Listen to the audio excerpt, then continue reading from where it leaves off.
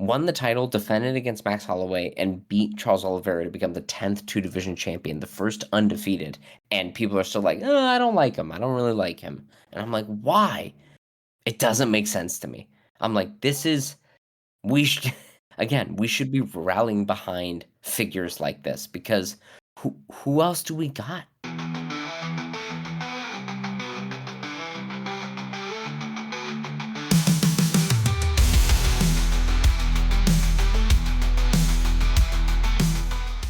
All right, welcome to another episode of Two Fight Fans, where we talk about all things in combat sports. I'm one fight fan, Colin, And I'm the other Stewart. and as we were just saying, Stu, offline, it's been a while, and Yeah. so much has happened. Surprisingly, Oh, it's amazing. It's like that Lennon quote. Sometimes weeks pass in a year, and sometimes a year passes in a week, you know? Whatever the fuck he said. We all said it during COVID. You get it. It's dude, we just have to talk about UFC 317. I know yeah, we didn't talk after Khalil versus Jamal Hill. I know we haven't talked about John Jones retiring. I know we haven't talked about all kinds of shit, but we have to talk about UFC 317. Colin, did you yes, get the feeling I got in my loins watching that fight card? Which is like, this feels like a fight card of old. This feels like a fight card pre-COVID. This feels like I was gonna say, this has been, I think, the best card since we've been doing this podcast. Like, well, UFC 300 was pretty good, but that like, was pretty stacked. Like, if it wasn't yeah, as good as it was, it'd be pretty like yeah, yeah. So, like, yeah. I would say aside from that one, that, like, hallmark, you know, major event milestone card. It might have been the best UFC pay-per-view card in the past. What do you want to say? 6 years? 5 years? Whoa, Like, you think that long? well, when was 217? Because that's the other card that I really remember before 300 that was like really fucking amazing. Um, Uh, that was the GSP card. That was 2017. Yeah, man. Like a really big night of fights. What? All right. When was? Yeah, no, man. Like this really felt like a top in the past like 5, 6 years of watching MMA. This is definitely a top 3 card. hmm, Um, this card was amazing. This yeah, is what you want out of a UFC card, and we have to talk about it because this is the main thing, and this is why it is so good. Ilia Topuria showed us, Colin, that he is the inheritor to the throne of, I mean, MMA, basically. yeah, Uh, yeah. like he is. Did you, like me, get vibes of Conor McGregor and John Jones Yes. watching this fight? Like his walkout, his shorts, his pre-fight interview saying to Charles, "I'm sorry it had to be you." Like this, and then the fight itself. Like I don't know. I'll take a step back because I'm falling over myself. Like, what did this? How did you feel watching this fucking fight? Yeah, it was one of those things where for this main event, for International Fight Week, everything coming out for it, and I finally got leading up to this fight, not just the day of, not just the weigh-ins and everything, all the interviews that Ilia Topuria did. I finally got to see some of that swagger and everything that you were talking about, the charisma that he had, and it is very reminiscent of those superstars that have been popping up throughout the years. You know, you think about like Conor McGregor, you think about you know, I mean, even John Jones to some extent, and like different ways that they just like Yeah.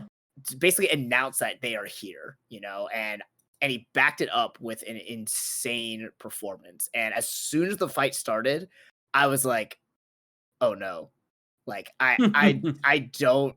This is not gonna go like unless Charles can figure this out really quickly and like turn it into a grappling hook, which he kind of did at the beginning. He went for that like heel hook and that leg lock early. I was like, okay, maybe we've got a chance. Maybe we got a chance. And then just oh my god, the power that that man has in his fists to just like lay out anyone Like the way Charles got knocked out, like he's never been knocked out cold like that before, where he Yeah, literally not falls, hands over his head, like eyes open Jesus. like a Yeah, corpse, man. Poor Chucky Olives. Like yeah, man. fucking I was rest in peace, my man. Um yeah, it well, and like I thought the amazing thing was, for my estimation, Ilya didn't fight super smart right off the bat. He no. seemed to come out. He was super respectful. They like dabbed it up right before they fought. Like you could tell that Ilya came. Dude, I also thought the walkout. I haven't had like the energy of a walkout since like Sinead O'Connor called out Conor McGregor right before he fought uh, Chad Mendez. Like playing Foggy Mountain Dew, like hearing Topuria's walkout, I was like, holy shit, I'm feeling the energy. This is amazing. And he comes out and he seems so just like chill and relaxed and happy. And then he comes out, dude, and he does the dart in, the dart back, and then the dart back in.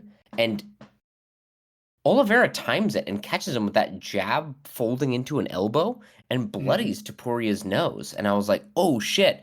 And then Topuria does seem to get outmuscled by Oliveira. And I'm like, oh shit. But if you notice the final sequence where the knockout it came from Topuria, when he got caught in that time, was a dart in, dart out, dart back in. He darts in, he darts out, and then he takes a half step to the side before he darts back in. And at that moment, when he takes the step to the side, Oliveira times it and goes to throw something, so that Topuria has like gone, oh, I made the mistake initially. Here's my adjustment. And that's what allowed him to hit that knockout. And I went, Mm. dude, for Topuria making mistakes early in this fight and getting caught in everything Charles wants to do. Charles wanted to land the leg kick. He did. Charles wants to land the uppercut. He did. Charles wants to get you into his guard and try to go for leg locks. He did.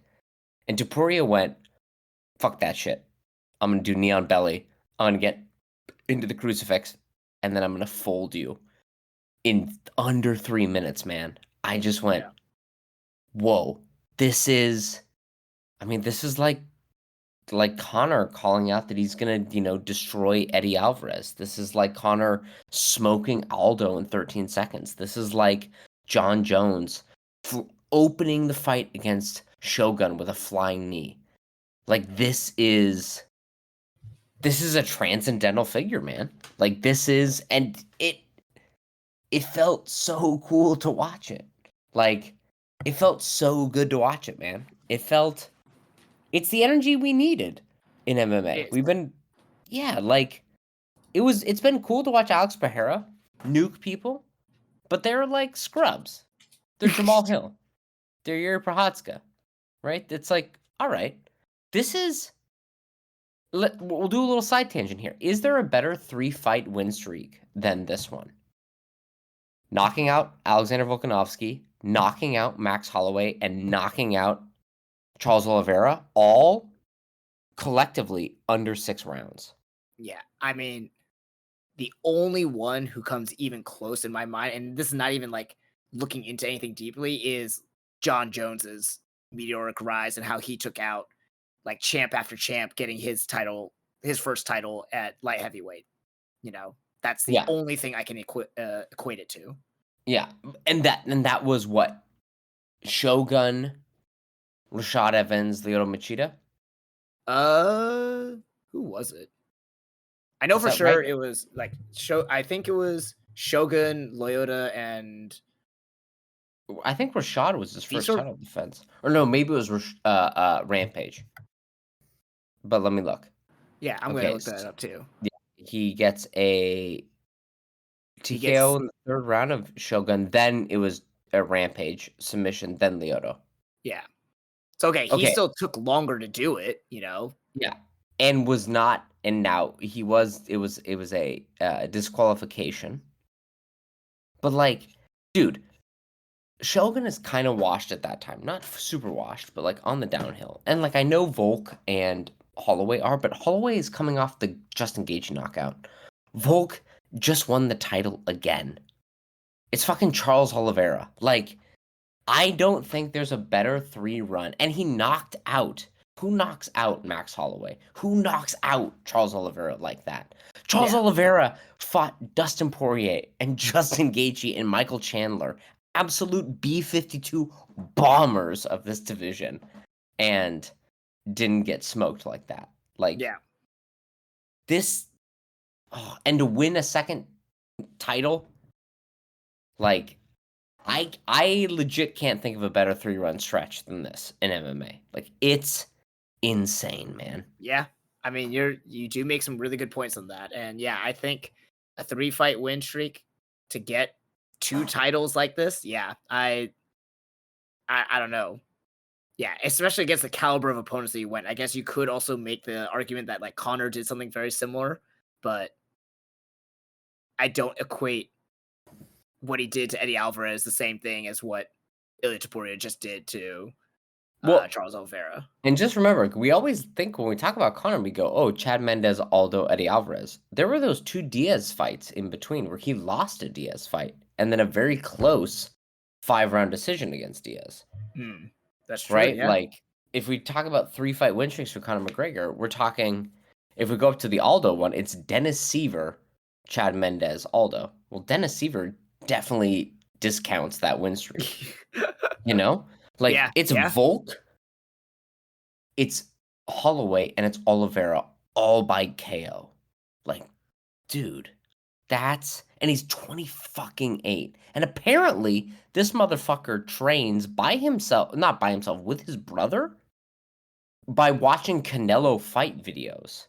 Like, in the same vein as John Jones being like, I watched Muhammad Ali. You know, he would, apparently the rumors would be he would like watch YouTube videos, come in, and be able to replicate things he'd seen in like YouTube in the gym. Like, and that's Holloway, or not Holloway, Topuria taught himself a lot of his boxing via watching Canelo fights and trying to emulate it. Like, that's the kind of special fucking athlete we're talking about. Yeah. And that like, is something that we brought up of like his separation from his longtime coaches. How is that going to affect him? it didn't seem to fucking affect him at all. And he fought, I thought, less disciplined in this fight than his past 2 fights. And he still nuked Charles. Because, like Thanos, dude, this dude is inevitable. Like, it's just, people talk about, like, I don't like him because of his attitude. I don't like him.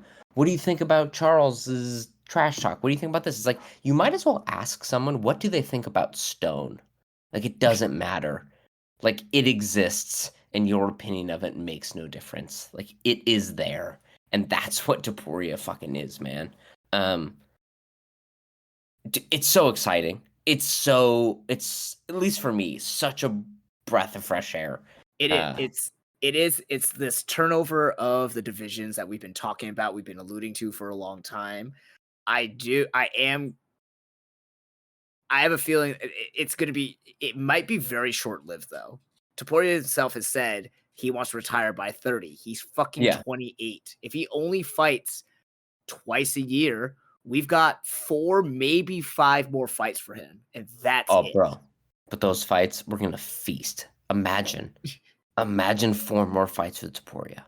Like, even if he leaves soon, even if he's gone, he's already the only 10th person to do double champ. Yep. He went from knocking out Max Holloway to knocking out Charles Oliveira to get that double champ. Amazing. Yep. The only person to do it undefeated. Yeah. He might, let's say he goes undefeated his next 4 fights, or even if he loses his last one, he might. And he's been talking about, he really wanted to go up to 170 after this to challenge Islam. He's going to be the first person to try it at 3 weight classes. Yeah. Right? And even if he loses. Wild. Yeah. And you know what? After watching this fight, I'm like, fucking hell. He might give Islam a run for his goddamn money. Like, yeah. It almost does. Even if he loses, let's say, his next 3, it doesn't matter because his mark is been indelible so far. Who else has had a career like this across 17 fights, only 17 fights, and done shit like this? Knocked out the 2 best featherweights, the division of kings and established himself as the true king of featherweight, and then went up and went, I'm going to knock out Charles Oliveira. Charles Oliveira, who I will remind you, beat Dustin Poirier, beat Justin Gaethje, like beat Michael Chandler, is the champion of the violence weight division, right? Yeah. He showed of all the gunfighters we have at 155, Charles is actually the best gunfighter of all of them because he's beaten all of them. And Yep. then Dustin Poirier, Justin Gaethje, Michael Chandler, their power, which is legendary, which we all talk about, couldn't flatline Charles Oliveira. And Topuria in the press conference said it'll take 2 to 3 minutes, and it took 2.5 minutes. Like, bro, it's just, it really is watching. It's. I haven't felt this since like Conor McGregor, man. Like, it's really like this is the guy, you know? Yeah. Like, you're like that. This is the guy. He's there whether we like it or not, because he's proven it. Dude. Oh, Dude, I it's want to good read. shit. Do you It's feel great. it? Yeah, it is. And you know, it Because is one of those things. I know it was sad to see Charles, and I lamented Chucky Olives dying in front of my eyes, but like, Yeah. dude, I haven't felt this energized by like an MMA card since 300, and then like it's like the second or third time I felt this energized since 2020, man. Like, it's goddamn, dude. He's special, and the UFC needs to push him like they did Connor, right? Like, they Yeah. pushed Connor so fucking hard that when he killed Aldo, nobody cried about it, right? Like, and I know you were a I big, did. I I did. know you I did. cried about it. I know, I cried in front but of like, you. I know, but like 90% of the viewing public didn't because they were so excited to see this. And I feel like it's much more of this 50-50 thing where I'm hearing more people lamenting Charles or Max or Volk getting killed by him and kind of resenting him for it. And I'm like, no, we all have the chance to watch a like transcendental figure in this sport ascend to his place. We should all be rallying behind that because so much about this sport has turned into we can touch on it now. The Dana White Contender Series apparently is going to double its capacity and double its Jesus. slot, right? Like, so we're going to have double the amount of Dana White Contender fighters on our fight cards. So we're going to water down the product significantly, right? We have this John Jones debacle kind of ruining the heavyweight division. We don't really have a ton of stars. And like, we finally have this star. And the public, because the UFC has not pushed him enough, is not embracing him the way that they embraced Conor McGregor or John Jones or Max Holloway when they killed our heroes, right? When Max Holloway killed Jose Aldo twice, we embraced him. When John Jones killed heavyweight after heavyweight or light heavyweight after light heavyweight legend, we embraced him. When Conor McGregor killed Jose Aldo in 13 seconds in front of us, we embraced him. And people are not embracing Topuria. And I'm like, please, God, he might only be around, like you said, for 4 more fights. And then what? If he walks away, what does 145 and 155 look like? Yeah. Patty Pimblett and fucking who's at 145? Diego Lopez? This is not gonna cut it. This is not gonna cut it. We have a star that we can focus around. Please, God, let MMA like rally around this guy. Well, yeah. Let me help. Let me add like a secondary picture to this because yes, I agree with you. He is definitely like from a skill, from an entertainment standpoint, he is a generational talent. Like Yeah. no, that cannot be that cannot be underemphasized. You know, I do think the UFC has done a terrible job in marketing him. I think Yes. like it's only really been this fight that we've really been able to see. And let's not forget, he won a championship before this already in arguably one of the most competitive and intense divisions in featherweight. You know, Yeah. and he won it by knocking out arguably one of the most like dominant fighters at featherweight in Volk. He then knocked out the second most dominant featherweight fighter in Max Holloway, you know, and doing it in a way that Max Holloway's never lost in this fashion before, you know. So like they've done a terrible job. The UFC has done a terrible job in actually marketing and making this superstar actually a viable superstar, a household Yeah. name, because like admittedly, I wasn't like super up on him, until recently, you know. But the And people he, he took off are the people who have been marketed, who have been like, who for many years were the household names. You've got yeah. Max Holloway, Volk, Charles Oliveira, these guys who have been there for years. Like, how long have they been fighting the UFC? Like, I think out of all the Volk is the one who's been fighting the least amount, like the shortest amount of time, because Yeah. Max Holloway's been there since what, 2012? Yeah, and I think Oliveira's by 2014? I think he's been there longer than Max, actually. Maybe. Because I think Charles Oliveira came over with the WEC. Maybe he might have come because I believe his first fight was against Jeremy Stevens, or maybe I'm thinking of Rafael dos Anjos. Either way, you are right. Like they are because and this is like the baffling thing is so he fought in 2010 against Darren Elkins. Oliveira fought Yeah, 2010, man. 2010. Yeah, Holy, that's around when the WEC got folded in. yeah. This is a Yeah. Fuel TV card. This is John Jones versus Matyushenko. This is before John Jones Holy was the shit. champion. Yeah. So there you go. Like, so these guys have been around for so long that even like newer casual fans, these guys are the old guard. These Yeah, guys are the people who have been around for so long, who have been successful. They're not journeymen. They have been at the top of their divisions for so long. So to see someone who is relatively new, to see someone who is so young and literally the mark of the next generation to come and just taking them out left and right.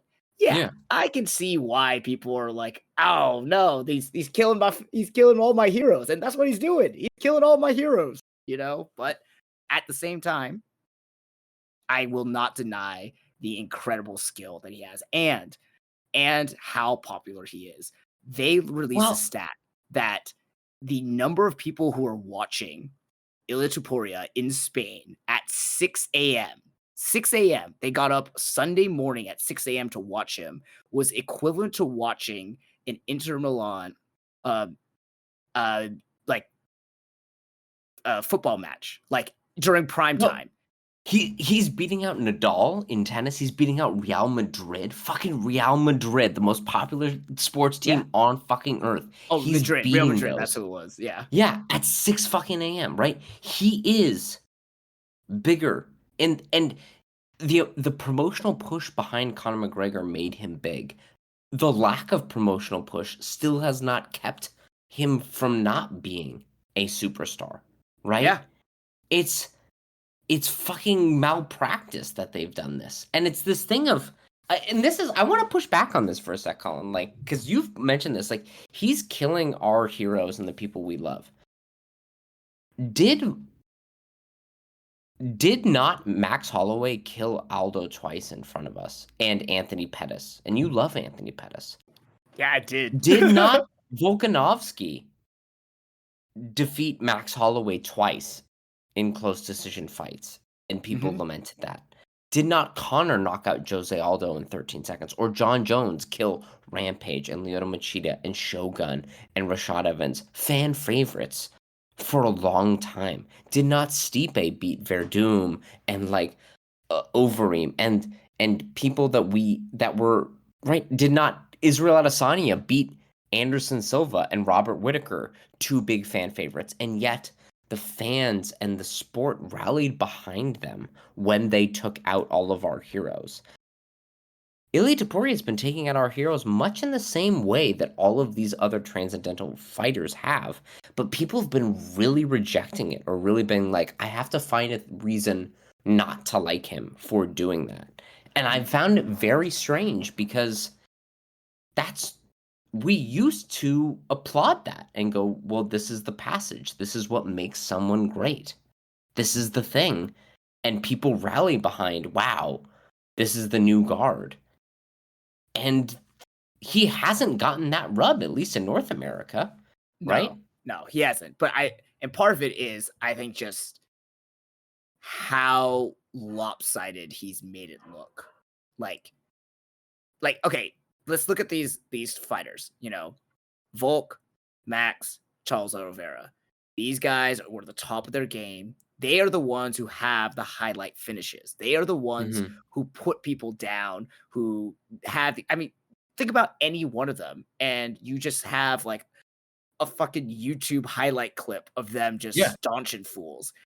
But Mhm. you don't really see them on the receiving end of that. And to see that happen is like, it's kind of heartbreaking, but it is the nature of the sport. Like I as you've said it multiple times, the new fighters will feast on the blood of the old. yeah. Like that is how Yeah. it works. But like when you are But we okay, it's like seeing, you know, like if you saw LeBron James get postered in a dunk, like it's like whoa, what the fuck did I just see here? You know what I mean? But wouldn't that be I guess that my thing is, like, that's invigorating because we did see that with Jose Aldo not getting punked by anyone until Connor flatlined him in 13 seconds, right? Like, not seeing Shogun get absolutely demolished and manhandled in the way that he did when John Jones did it. Yeah. Not seeing Rich Franklin get schooled like Anderson Silva did, or when Anderson Silva lost and got busted to bits, people embraced Chris Weidman, or Izzy coming up, smoking. Like, there was an embrace behind these people, right? The whole sport went, this is the new thing. Let us rally behind it because we don't want to get caught in the times. There seems to be a weird thing where people get going like, well, he's still not that good, or he is good, but he's annoying. And it's like, why can't we? People are rallying behind John Jones to come back and fight, or like rallying behind fucking annoying ass people. Like, what is the thing stopping people from embracing what had been classically a natural evolution in the game? And to see such an exciting person doing it, I'm like, you guys, what you're gonna do is in 2 fights, you're gonna realize you love Ilia Topuria, and then he's going to leave or get knocked out in his third fight. Just like it took, people didn't really like Volk until like he beat, was it Korean Zombie or Ortega? And then 2 fights later, he lost. And it was like Mhm. the time to jump on his bandwagon was way back when he was beating Chad Mendez. Like, it wasn't to jump on his bandwagon. It was the same thing with Josh Van. People jumping on Josh Van's, which we'll get to, bandwagon now. It's like the time to jump on it was 2 years ago when I told you to, right? Mhm. Like, because he might lose to Pantoja now. Like, now is not the time. You don't jump on them when they're like 7 fights deep into their amazing win streak. You jump on them early when you go, wow, this is someone special. And Topuria's proven it time and time again. And this is just like, for me as a Topuria fan, I'm like, wow, this just affirmed how special he is, rather than people going, I guess I'll begrudgingly accept him now. Um, yeah, it's I'm like, come on. Everyone, I don't know. Especially because like everyone jumped on Alex Pereira's bandwagon hella early. And I'm like, dude, this guy is way more impressive than Alex Pereira. Like, what the fuck's going on here? Let's jump on his bandwagon now. Well, Because he might not be around. yeah, let's go over it. I have an answer for you on that for a couple things. Like why people jumped on Alex Pereira faster Yeah, um than Ilia. I mean, we've talked about it before. They've definitely marketed even Alex Pereira more than Ilia. that's That's true. one The thing. UFC really pushed him. Yeah. Yeah, but it was also during a time where like there was no one else. Like this, just think about last year. Like Dude, Ilya was there. Ilya knocked out fucking Volk and Max Holloway. Last year, we had a debate that's about whether knocking out Jamal Hill and Jiri Prochazka was better than knocking out Alex Pereira. that's fair. Yeah, Like, yeah. like, But what are you talking about? He was there. He's been there, man. yeah, but again, they did not market it that well. They did not highlight that nearly as much. And why? Because he's one of the lighter weight guys. They don't think that a lighter weight person could carry the star power that someone like light heavyweight Alex Pereira or even But middleweight Alex Pereira could. even now, we've been hearing boos. He was booed coming out, which I gotta say, his walkout was fucking fire. Whatever his song is and his pants, I was like, dude, this is fucking legit. But like, there were a smattering of boos there, and Of it's course. like, there's no boos for Alex Pereira. Like, what's When come he on? went against Like, Izzy, there was. a very small amount. Yeah. But you Like also have to it. remember, like, again, people are But in then when love he with Charles beat Oliveira. Izzy, the rematch against Izzy, there were no boos, right? Like people went, oh, okay, you beat the guy, great, you're the guy now. I think people were still booing him. I mean, I'm a big Alex Pereira fanboy, and I was actively rooting against him when the rematch with Izzy. So, Yeah, but I don't know, man. Like but this is and how it always now we're is. talking more about the like promotion, but I'm just like, dude, dude, he got neon belly on Charles. He fucking almost got to mountain crucifix. He was never in really any danger, and the fact that the major strike that bloodied his nose in the first like minute of the fight, that exact same sequence played out, except he made an adjustment, and that's what led to the knockout. I'm like, dude, that's fucking high class shit. Like Yeah, he's of oh course, but people aren't going to notice that. People won't. The average fan does not know what about fighting. That's why we're here to explain well, that. You crack a know, book, Holmes. Like learn dude, about this. Come on. dude, no one is going to learn that by reading a fucking book. They have to be. Yeah, You have to be in I it. know, but like You try. gotta Dude, you gotta like the only people who will appreciate that are people who have been in the mix. You know, they've been in the shit to realize like how making that adjustment, one with no input from your coach, to see it Yeah, in the moment, you know, and to make it happen in real time, that is real talent. yeah, That is real talent. That is real skill that took years and hours of dedication to work. And dare I say, like genius in terms of fighting. one Like, this hundred is percent. why he is a generational talent, one Yeah, that we will not see for many years or ever again, you know, and people will have to recognize that. And it takes the general public a long time to realize that. Like, everyone now remembers of how great Kobe was, you know, but it's because he's gone now and he's not playing. He's not around anymore. But every story you hear about Kobe is just how incredible he was, his vision, his work ethic, everything like that. dude, But there I have don't been know. tons of Kobe haters when he was actively playing too, you Yeah. know? I can't speak specifically to the Kobe thing, but like from an MMA perspective, I'm looking at a generational talent like Conor McGregor, like John Jones. And dude, people were slobbering all over them way before they even won a title. Like Conor McGregor fighting Dustin Poirier and Diego Brandao. Like people were already being like, dude, this guy's the next thing. John Jones beating Matushenko. John Jones beating Ryan Bader. Like people were slobbering all over them, Yeah. right? Yeah. Like it's people were calling for Max Holloway when he was on his 8-fight win streak before he even fought Aldo. Like this dude deserves a title shot. We think we can take it from him, right? Like there was this huge the groundswell of support, and Topuria has won the title, defended against Max Holloway, and beat Charles Oliveira to become the 10th two-division champion, the first undefeated.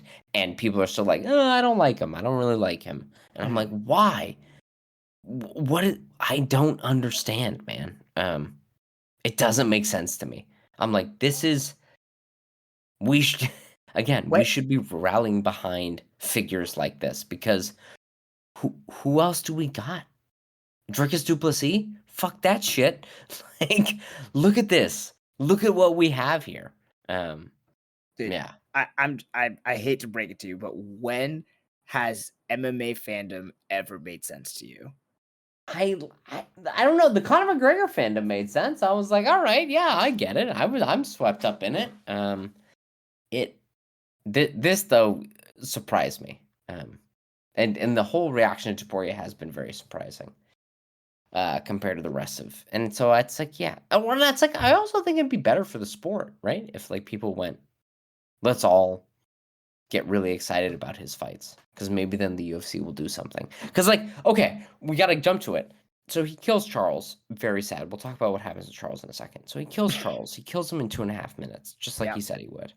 I mean, like, master. Like the wild thing too is I don't think he fought as well in this fight as he did the Max Holloway and Alexander Volkanovski fight. I thought he was like kind of reckless and making a lot of like risky choices, Yeah. and he still wins. And so I'm like, holy fucking shit! Like you can fight not great in the first minute and still do this. That's amazing. But Paddy Pimblett comes into the cage after this. Colin, What fight do you want to see next for Ilia Topuria? Knowing that Ilia Topuria has said the UFC made him promise he needs to defend the title once before moving up to challenge for the 170 belt. Ooh. Um, fuck. Unfortunately, I do think I think they're gonna give it to Patty, which I don't think should happen. I don't think. Well, Dana White said he was upset that Patty went in there because supposedly, and Dricus du Plessis has confirmed it, Patty versus Justin Gaethje is supposed to be the co-main event for the Dricus Khamzat Chimaev fight card. Oh, But okay. the question is, regardless of what the UFC have said, who would you like to see Ilia Topuria fight next? Oh man, I got a couple, I guess. All right, lay it on me. If Max wins against Dustin, Ooh, buddy. a rematch at 155, like Why you gotta do our boy dirty like that? You're just I gonna know get it's Max hurt again, son. I know. That's probably what's gonna happen. But the only Yeah, other like it definitely viable will. option would be Arman Sarukian, which is like whatever. Like it doesn't have the name or star power that you know But that it fucking is Ilya the deserves. You know? two best lightweights fighting though. Yeah, yeah. Now, here's mine, and I never thought I would say this. Ilia Topuria has proven that he's a generational talent and possibly the number one or number two best pound for pound fighters right now. Yep. Sure. Yeah. Yeah. We got to give him a star turn. We got to get the public interested. You want to just feed him Patty? I think, dude, and I know Dana hates stadiums. Wembley Stadium in the UK, Yeah. 90,000 people. Patty versus Ilia, and you can have the Spanish fans travel to the UK for that. I don't know if there's a bigger fight that, or like by which I mean would sell more than that fight in MMA right now. Can you think of one? No, I mean that would instantly sell out. Yeah. And then we get to watch Patty's chin get sent into fucking orbit. Just his neck spin 360 degrees with that right hook. Dude. Oh, I am like, let's do it. Let's fucking do it. And like, here's the thing is like, when I think of the fight with Ilia, when Ilia won, they flashed at three people in the audience: Justin Gaethje, Paddy Pimblett, and Arman Tsarukyan.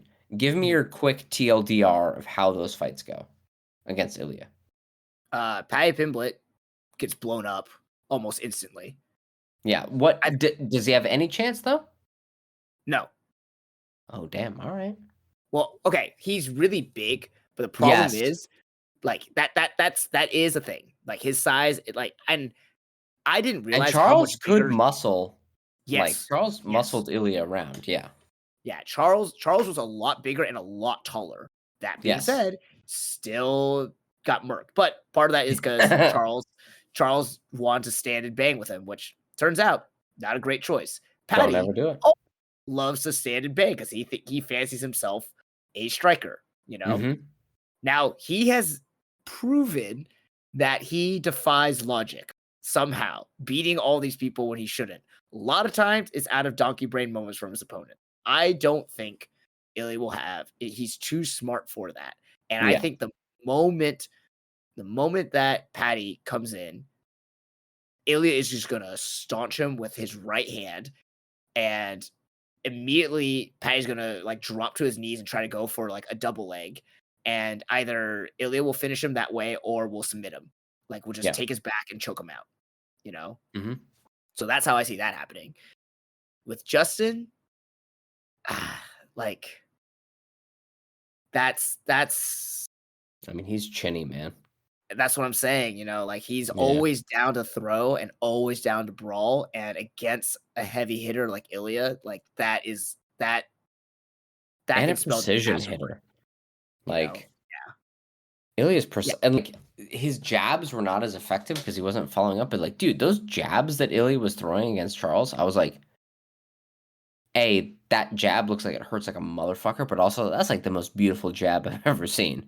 Like that's some good looking shit. And Justin is best when he pulls someone into a brawl and, mhm, like, they just try to trade shots and he gets the better of it.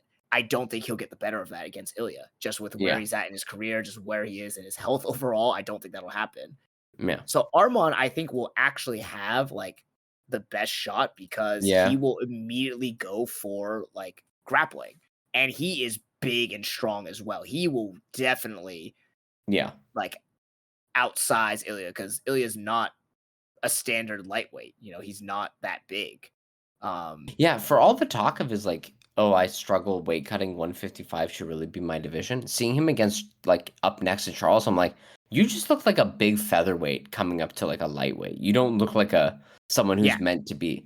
Especially like imagine Islam or fucking Armin against him. Like they're gonna be so much fucking bigger than him. yeah, and because I mean, what is it? The Charles had, like, a 3-inch height advantage and, like, a 5-inch reach advantage or something ridiculous, Yeah, something you know? crazy. But Hmm. also, like you've said, Charles is blind, so, like, that's like, literally. So, like, that's a little bit harder to deal with, but, like, I don't Yeah, know.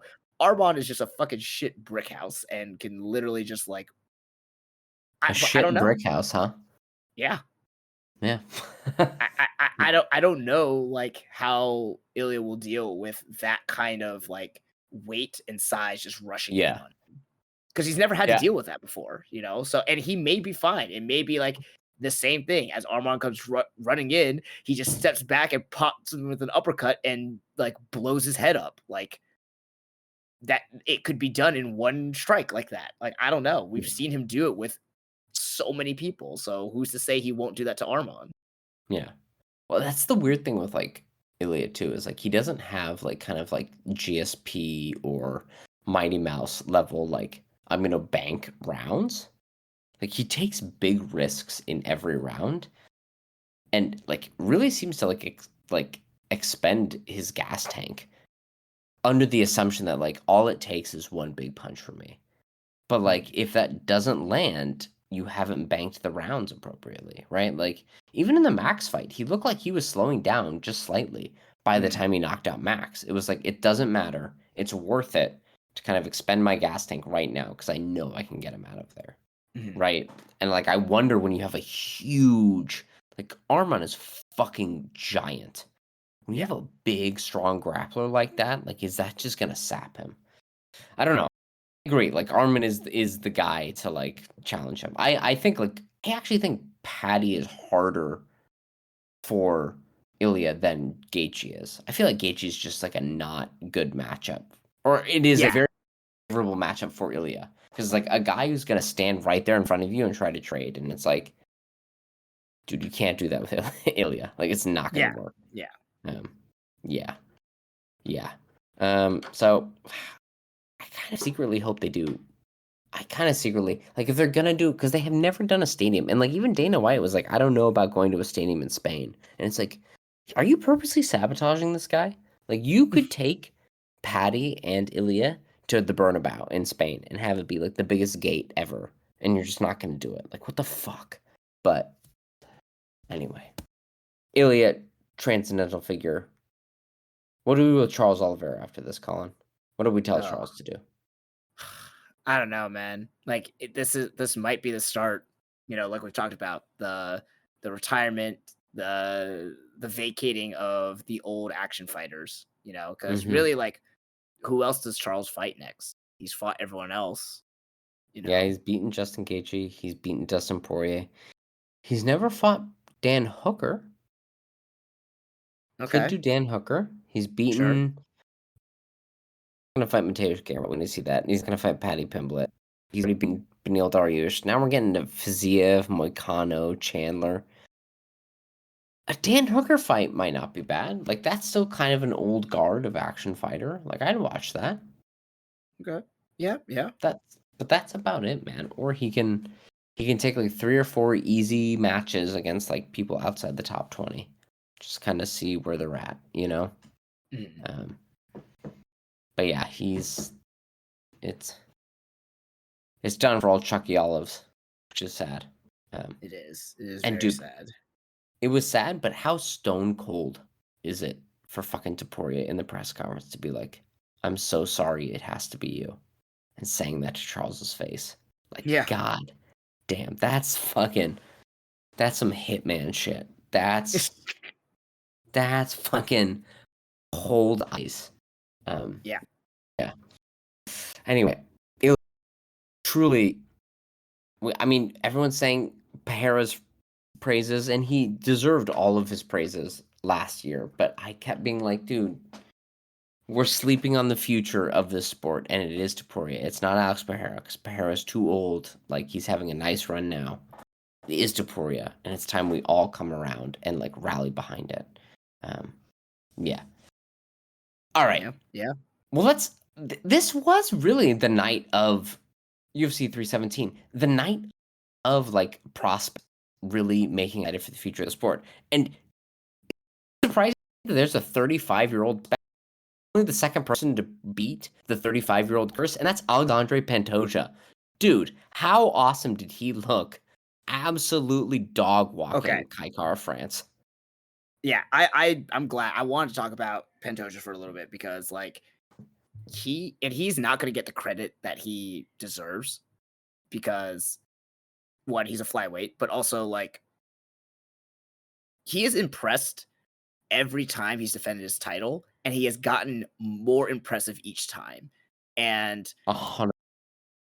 what like seeing him fight Kai Kara France reminded me of some of the champions of old who like were so well rounded that they knew this is the game plan I need to do, and I'm not going to steer from that. We've somehow gotten away from that. We've somehow gotten away from the like fighters who knew what to do and would like just hold on to that strategy, you know? Like like it was very clear that Pantoja was so much more skilled and developed in the ground game. And as soon as he realized that that was true, that's all he did and just went right to that and gave Kai Kara France no chance, to recover, no chance to deliver some of the power that he rose through the ranks with. And he made Kai Kara France look like a total amateur. He made him look like he does not belong in a championship fight with him. Yeah. Like, was there any time that kind of like in the last fight we just talked about with Topuria and Charles? Was there any point that you saw that like, oh yeah, Kai Kara France is doing well, he's got a chance? No, well, and that's like even bringing up the Topuria versus Oliveira one is like Oliveira at least landed like a nice uppercut or like was muscling Topuria against the cage or like landed that folding elbow. Like, so you've got at least three, even if they're 1 or 1.5 second instances of doing well. Dude, Kai Kara France looked like a child being abused by an adult in this Yeah, fucking fight. Dude, and like you said, Pantoja looking better every time. He is 10-0 against fighters in the top 5 in the flyweight division. Jesus.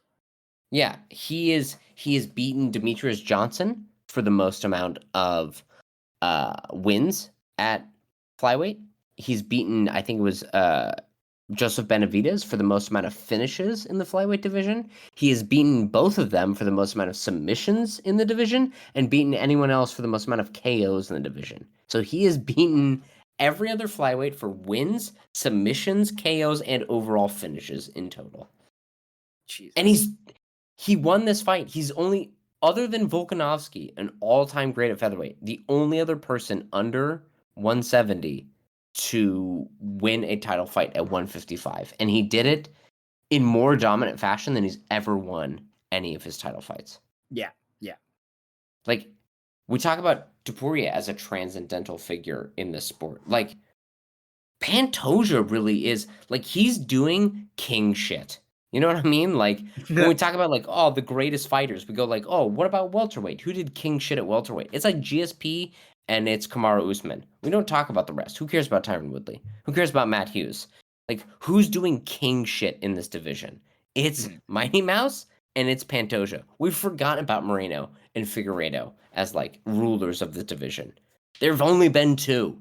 And Pantoja is putting himself firmly in the, like, king division. Like, dude, he's a special fighter. He is awesome. 100%. I'm so excited to see him do this, and I'm so excited to see him probably continue to rack up wins as much as I hate it, because we're going to talk about Josh Van next. But, like, dude, who can touch this guy in this division? I don't Oh, see it.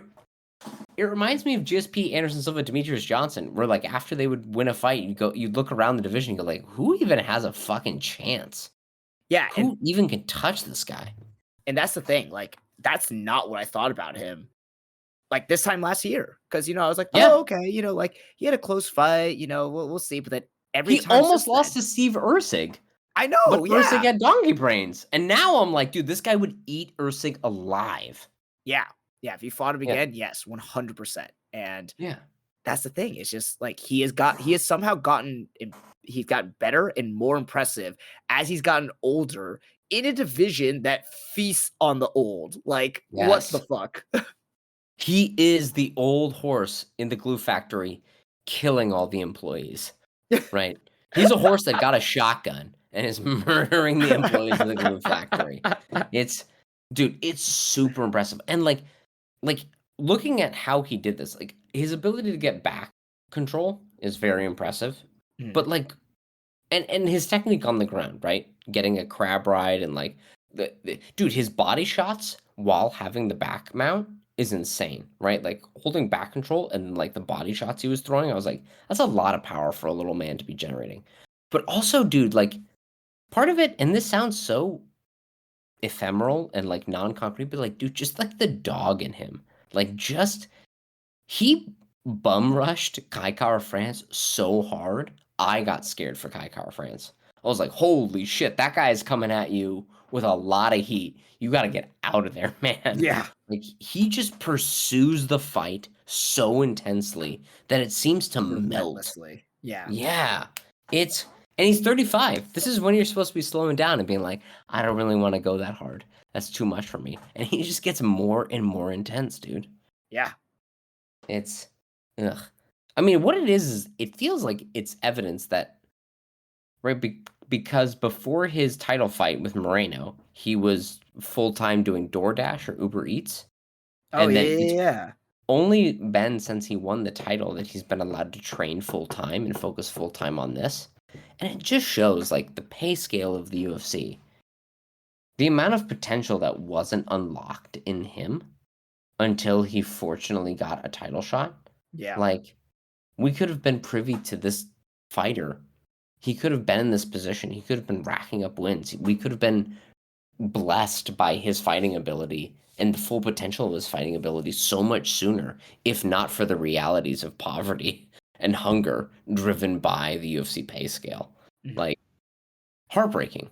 Heartbreaking, man. Not only Yeah. for him, but very selfishly for us as the fans. Like, we didn't get to enjoy it. Like, Mhm. that's not good stewardship of the sport. No. Um, yeah. But Pantoja, dude, I don't know what else to say. Like, I like a fucking dog and awesome to watch. I was just like, oh man, I hope he doesn't get clipped or blah blah blah. And then he just comes out and is just like whipping strikes out there and running full sprint into Kai Kara France. And I was like, oh no, he's okay. He's gonna just destroy Kai Kara France. Good God. Um, Yeah. yeah, yeah, Yeah. phenomenal. Yeah. His performance was incredible. Yeah, And like I am both excited and intrigued for the flyweight division as I've always been, but also it's getting to that point where like, uh-oh, are we gonna have another situation where it's just like the dominant champion who no one has an answer to? We have to just wait until they like, all right, they're either retired or they like go to a different yeah. organization because the UFC treats them like shit, like Well, he's beaten Kai Kara France twice. He's beaten Brandon Moreno 3 times. He's beaten Brandon Royval 3 times. Like he's beating everyone. yeah. Um, and we'll talk about Josh Van in a second. I guess before we get to Josh Van, at this point, would you be interested in a Pantoja versus Merab Dvalishvili fight? Huh. Like that that is like interesting from like a weird like I want to know what happens, but these two are both dominant for very different fucking reasons. Like Hmm. Marab's like dominance is just like you're a fucking freak with like how Yeah. like unrelenting of your energy and like just relentless, like that kind of pressure of just like, I'm going to come at you nonstop. And you have to just understand that like you're fighting the ocean right now. Like Mhm. that is what it is. Like Yeah. who can do that? But Pantoja is like, he's unrelenting in the pressure in like what kind of skills he will show you. Like you Mhm. think he's a striker, but then he'll grapple with you. You think he's gonna grapple with you, but then he will outstrike you and hit you hard. Like Yeah. I like the diversity of skill set there is like, for me, that's very entertaining. I love to see a fighter who can do it all. Like, who's like the GSPs who can like, yeah, Mhm. I will wrestle. Yeah, I will strike. Yeah, I will grapple with you. And Pantoja is showing that ability, and I really, really like that. So yeah, against him and Marab, I don't know. Like, it would be a skill versus just like unmatched cardio pressure, and Yeah. I guess, like, is it more so we gotta get to this, and we're gonna give Josh Fan, the boy, the original boy of this podcast, yeah, we're gonna give yeah, him yeah, all his man. flowers. But, like, Josh You Fan is doubted him. You doubted him. I want to point that out, dude, man. I did. I doubted him. I thought Royval, I thought it was bad, and, like, dude, he did it. You He know did it. what? Fucking props to him, and he deserves the title shot, Yeah. right? He earned it. Dude, he came out 3 weeks and was like, "I'm taking this opportunity and I'm A gonna I'm gonna take it for myself." And fuck and yeah. and with a Go broken toe. Yeah, and just fucking dude, smacking Royval about, eating a ton of hard shots. I mean, they broke the record for the most amount of significant strikes thrown in a 3-round fight. Blood and guts war. He showed why he's one of the best and why, like I was saying 2 years ago, we gotta keep our eye on this guy because he is amazing, and he is amazing. He is. He I is. just He has then saw leapfrogged. Pantoja yeah, I just then saw Pantoja do what he did to Kai France, and I go, "Ooh, are we gonna hurt the development of Josh Fan by throwing him in there at age 23?" He graduated high Holy school in sh 2019, Colin. Josh Van is 23? No, he's 23. not. He graduated high school, like, the Jesus. summer before COVID, right? Like, yeah. And so I go, "All right, that's great, man. You've got so many more years to develop. I'd love to see you fight maybe just one more time, maybe Kai France, maybe Brandon Moreno, because you might get murked by Pantoja." And from what I saw from Pantoja, I'm like, "Uh-oh. I don't know if I like that for Josh Van." Right? And not that I don't think Josh Van can be an absolutely stellar flyweight champion, because I think he could be one of the best flyweight champions we've seen Mhm. in the room with Pantoja and in the room with Demetrius Johnson. I'm just like, at 23, should we be throwing you in against Pantoja? Because I don't think that's a hyper competitive fight at this moment in time. And then I look at Merab going against Corey Sandhagen or an Umar Nurmagomedov fight, and I'm like, well, we've seen the Umar fight. Maybe the Corey fight would be interesting, but would Merab versus Pantoja at this moment in time be the most interesting permutation we could get out of these two divisions? That's where I'm kind of at, right? Because, dude, I mean, let's go back. Josh Van looking phenomenal, absolutely. Brandon Royval throwing a shitload of volume. Josh Van being right there to answer it. Josh Van fighting out of his style, which is very slow and methodical, and going, I gotta kind of go tit for tat and counter on this. I think beating his own volume uh, record for punches. Josh Van proving that he's the real deal Holyfield. However, he was going against Brandon Royval, which we said it's very rare to get hurt against Brandon Royval. Josh Van was getting his head whipped back. There was not a lot of grappling to test Josh Van's grappling in this instant. Brandon Royval kind of sticking on the outside and allowing counters to happen pretty routinely without adjusting. Pantoja is not going to make those mistakes, and Pantoja is also kind of a physical powerhouse of this division. Mhm. So I go, maybe let's give it 9 months. Let's just Yep. take 9 months. Let's just fight Kai France. Let's fight Brandon Moreno. Or Amiro Bazzi. Let's just get another warm up. One more warm up into the Pantoja sweepstakes. Yeah. And in the meantime, let's see what Pantoja can do. Because maybe he's the dude who can beat fucking Merab.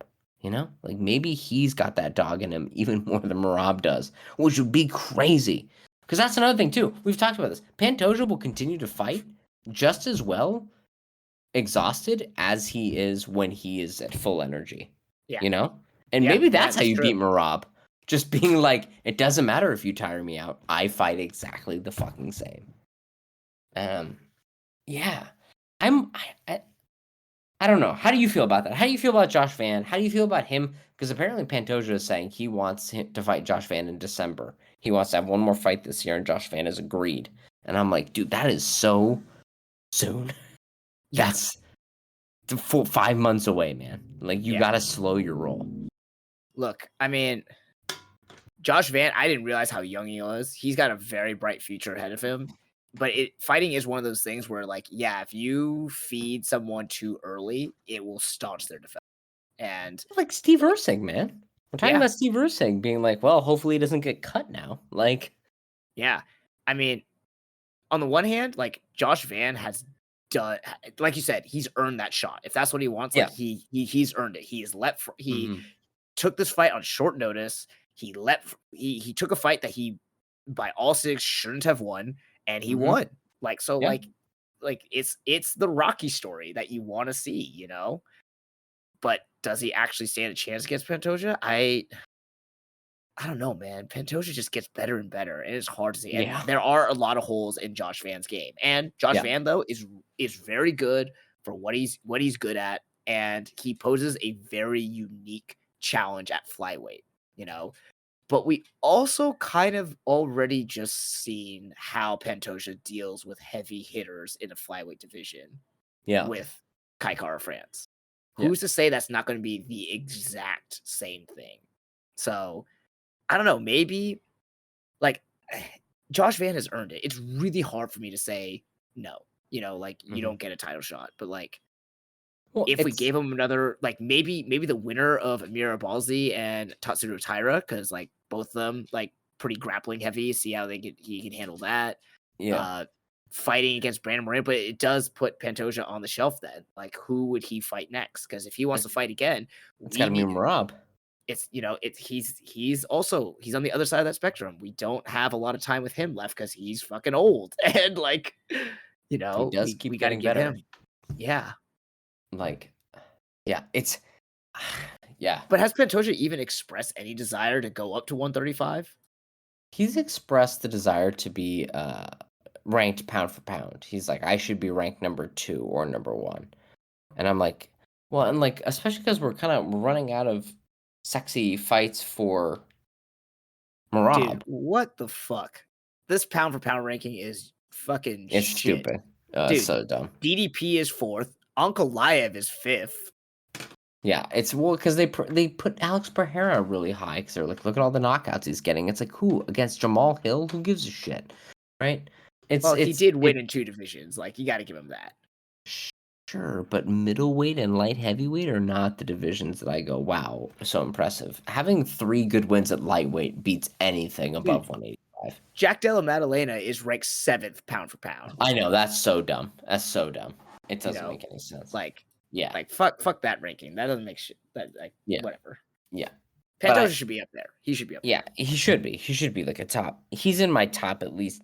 No, he's in my top 3. Yeah, because I think it's Islam, Ilia, and then Pantoja. Yeah, it's man. I don't know. Like you said, Josh Fan has earned it, and I'm not even saying like he shouldn't get it because of some sort of meritocratic thing. But I'm like, as his manager, if his manager ever would like listen, I would say like don't do it right now. Like you've got lightning in a bottle and like don't let it go too early because you can have a much bigger impact with just right. He needs to rest up. He got the shit kicked out of him in this fight. This was a blood and guts fight, right? Mhm. Like he broke his toe before he went into this fight. You need your toe like for balance and shit. Like let's rest up. And if you miss out on the title shot in December, that's fine. You've got so much time to get to a title shot. You've got so much time and so much talent. Because the worst thing would be taking a fight, absolutely getting demolished, losing your like confidence, taking unnecessary damage. Like, it really is something of like a savvy manager to kind of slow the roll on that Mhm. overall. But yeah, then you say like, what do you do with Pantoja? I think the Marab fight, man. Mhm. I think Moonlight at 135. I think go up there, see what you can do, or maybe you just take a fight with Sean O'Malley. That's a big, sexy paper. Like, you know, that's a money fight. You can take with Sean O'Malley. See Mhm. if you can beat Sean O'Malley. Because you know what? I'd fucking pick Pantoja to beat Sean O'Malley. Like, see if you can get some cash off that, and then you have more options. Um, that's what I'd say. But yeah, Josh Van looking good. I will say two things. One, did you notice that Josh Van, every time he would move defensively, he would lean hard to his right? I did see He a would lot like, of leaning there. Yeah. yeah, he would lean back and way far to his right. And I was like, dude, if Brandon Royval does the sort of, what was it? A jab and then high kick that Leon Edwards landed, right? That lead high kick. Mhm. I was like, dude, Josh Van is going to lean directly into that. Yeah. Um, I would be interested to see the next person if he fights if there's more high kicks because he kind of has a bad habit of constantly leaning to that one side. Yeah. Um, and then I will say his jab, while it's like very smart and like it goes straight out, straight back in. After he does that, he does a tiny shoulder roll, like to like reset it. He does like a jab and then little shoulder roll to reset. It like seems like a tick, almost like Dustin Poirier. After Dustin Poirier throws a combo, he'll reach down and like pull his shorts Or up. shorts. Yeah. Yeah. And it's like someone's gonna catch you on that like offbeat when you're rolling your shoulder and not like keeping that hand like in actual defensive mode. Um, that made me go like, ooh, we gotta watch out there. We gotta watch out there, buddy. Um, but no, Josh Fan, boy of the podcast. Love him. Yeah. If he gets Yeah. the title shot, we'll be here rooting for him.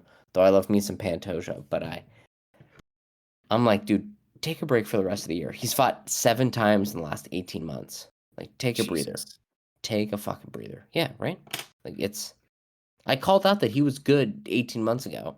Yeah. And people are like, oh, who knows? And it's like, bro, it's only been 18 months. He hasn't gotten like that much. I mean, he's gotten better, but not like crazy better in that time. Like, you could tell when he fought then. It's like, yeah, okay, this guy's very good.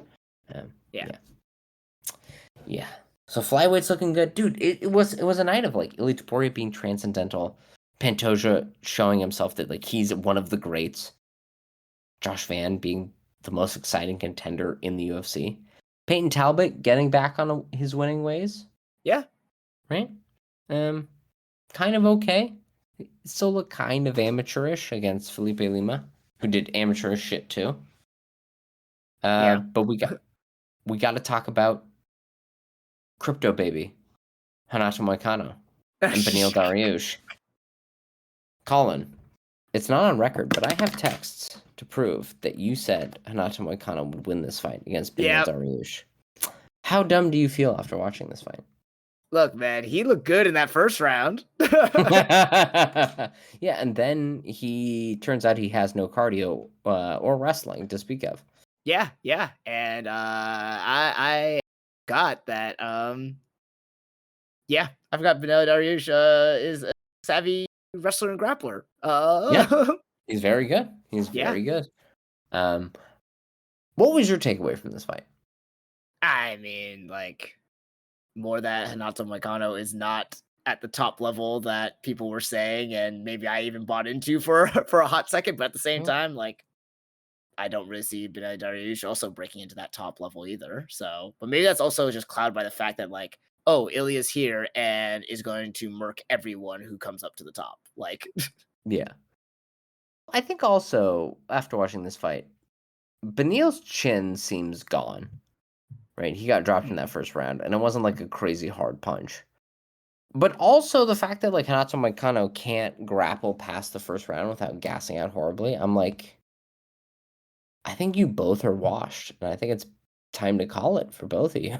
yeah, Right? Like or at least you shouldn't be on the path for the title run, right? You should be fighting kind of like Jim Miller. Like you should be standing the like post to the top 20 and being like, we won't let youngins who aren't worth it through. Like collect your win and your show and win money fighting lower level competition. Because if either one of them tries to go up in ranks, we can do Beneil Dariush versus Rafael Fiziev. I feel like Fiziev will KO him in a second, or like we don't need him against Mateusz Gamrot or like we don't need that. He's just gonna get hurt. Same with Hanato Moicano. Like these guys shouldn't be fighting in the top 10. They're both very good, but they're just kind of washed, right? Like their Yeah. skill level is high, but they're getting old. They're both above 35. Like it's time to stop. Time to kind of stop or fight lower level dudes overall. Yeah. That was 317. I felt Yeah. like I'll say it. I think it's the best card since UFC 300. Yeah. I'm with you. I'm 100%. I 100% agree with you. Yeah. What else? We haven't talked in a while. Any other cards or things or events or whatever you want to talk about?